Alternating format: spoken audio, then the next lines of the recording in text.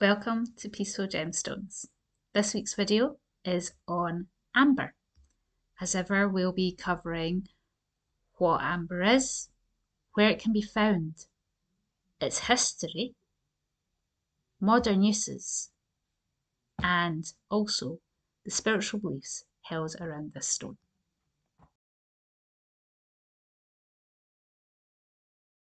So what is amber? Simply put, it is a fossilised tree sap from a now extinct species of conifer trees that grew round about 50 million years ago. The resin itself, when on the tree, acted as a natural barrier, healing wounds on the tree trunk and also deterring insects and fungi. Over time, the volatile components of the resin evaporated and you're left with a hardened substance called copal.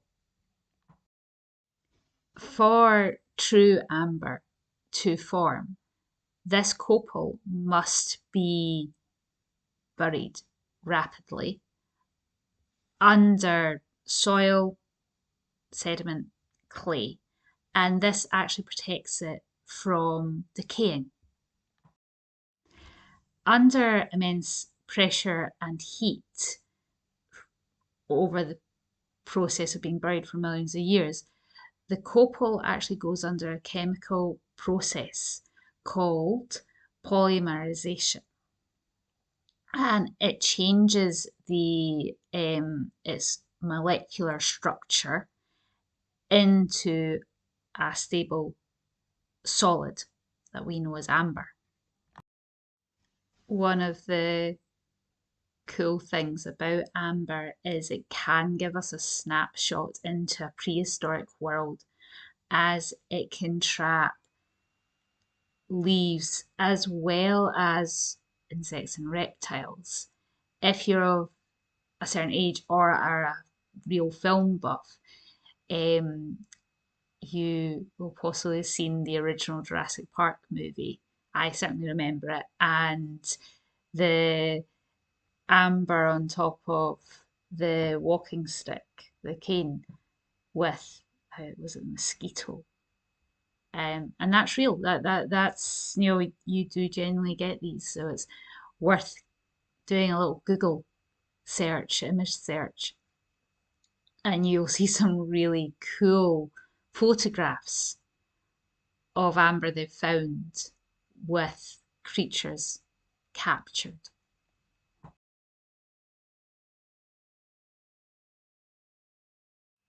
So where can you actually find amber?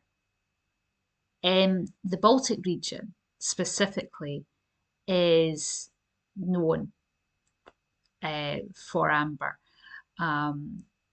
Russia, Poland, Latvia, Lithuania, they are actually major suppliers for the world's amber. There are other countries that include Indonesia, Italy, the USA. These are all places that amber can be found.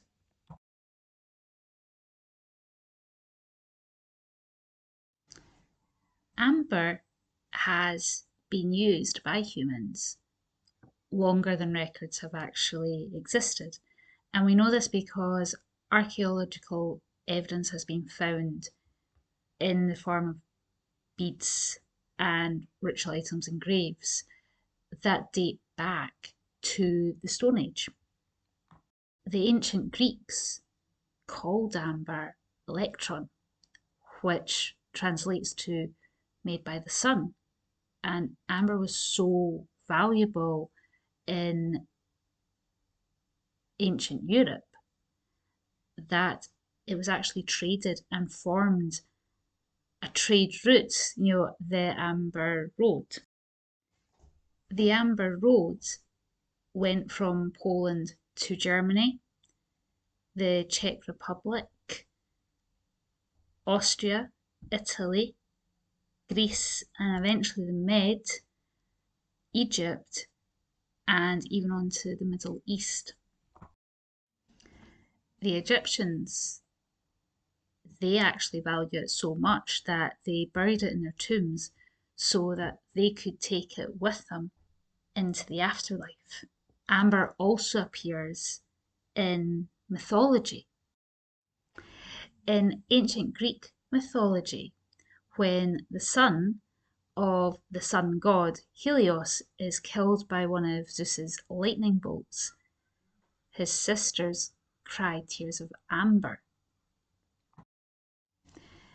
In Baltic mythology, the palace that belonged to the sea goddess shatters and is washed ashore as amber.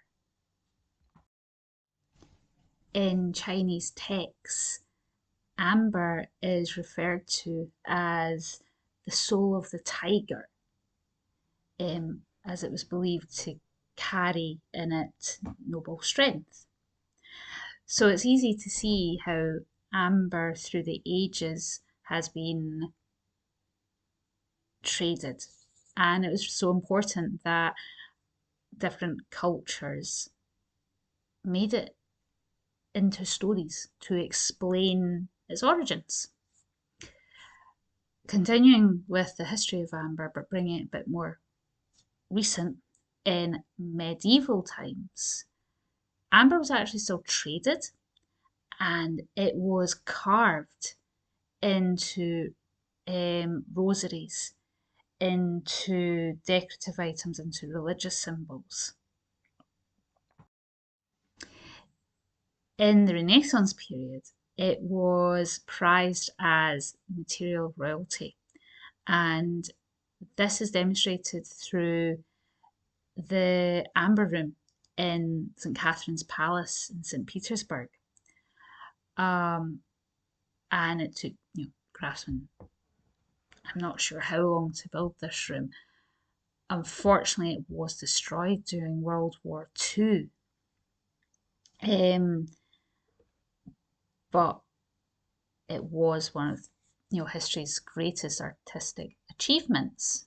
I have seen pictures, it looked amazing.